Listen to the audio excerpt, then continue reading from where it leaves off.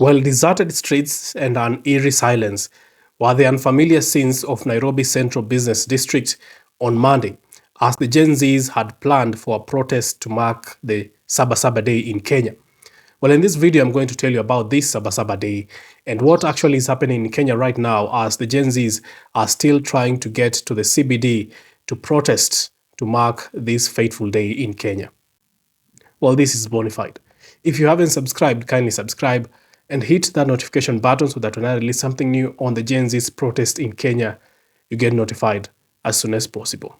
The Kenyan police have barricaded all routes that are leading to the central business district in the capital of Kenya, Nairobi, to prevent youth from going to the city to demonstrate against the government, against bad governance, and against police brutality.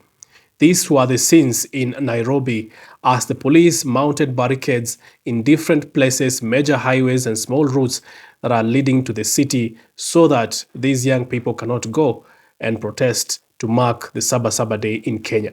So what is SabaSaba Day in Kenya? This SabaSaba term comes from July 7th and it is a commemoration of what happened in July 7, 1990. The opposition leaders right then in 1990 like Kenneth Matiba, Charles Rubia, Raila Odinga, and Jaramogi Oginga Odinga, organized for a pro-democracy rally at Kamukunji in Nairobi demanding for a repeal of Section 2A and a return to multi-party politics in Kenya. At that time, Kenya was under one-party system, the KANU party, which was led by the then President Daniel Arap Moi, and these opposition leaders demonstrated on July 7th. That is SabaSaba, that is where the term SabaSaba comes in. And despite that protest being banned, thousands defied that ban. The police used tear gas, batons, and live fire. Riots spread across Nairobi slums and other towns, leaving around 20 to 39 people dead, hundreds injured, and over 1,000 arrested during that SabaSaba movement in 1990 when the Kenyan opposition leaders demonstrated in Nairobi. Well, that has been the day that has been marked every single year on July 7th. There have been peaceful protests in Kenya to mark the SabaSaba Day.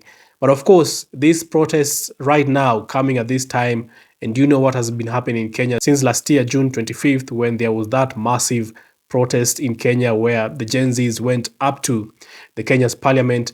There has been that fear by the government of the day that it can spill into something big. And that is the reason as to why we are seeing the police taking all these measures. As you know, just a few weeks ago, there was a similar protest to commemorate what happened in 25th June of 2024, and there was massive protests in the city and other parts of the country. Now, the government of the day has deployed massive numbers of police officers in different parts of the city to prevent young people from leaving residential areas to go to the Nairobi Central Business District, where they always converge and conduct their protests.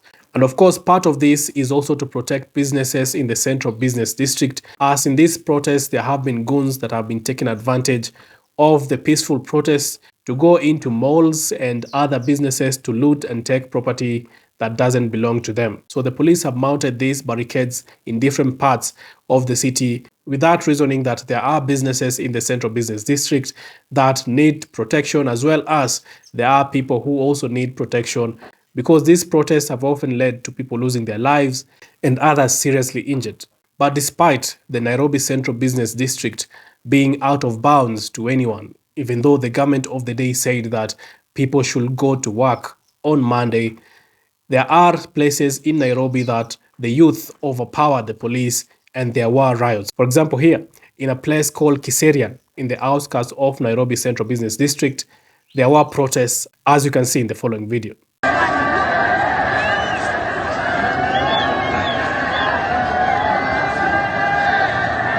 The top opposition leader in Kenya right now, Raila Odinga, who is currently working with the government, called for protests in Kamukunji away from the CBD, and he said that he will hold his protest there to commemorate SabaSaba. Remember, Raila Odinga is part of the leaders who organized the initial SabaSaba movement back in 1990, and he is the person right now who is working with the current regime and has called people to commemorate this SabaSaba away from the Central Business District at Kamukunji grounds so that they can give their declaration. Well, I will continue to keep you updated of the latest of what is happening in Nairobi regarding the SabaSaba movement and the Gen Z's protest that was supposed to happen at Nairobi CBD. Right now, as the police have barricaded different areas, making movement impossible for people who want to go to the CBD to protest. Keep it bona fide.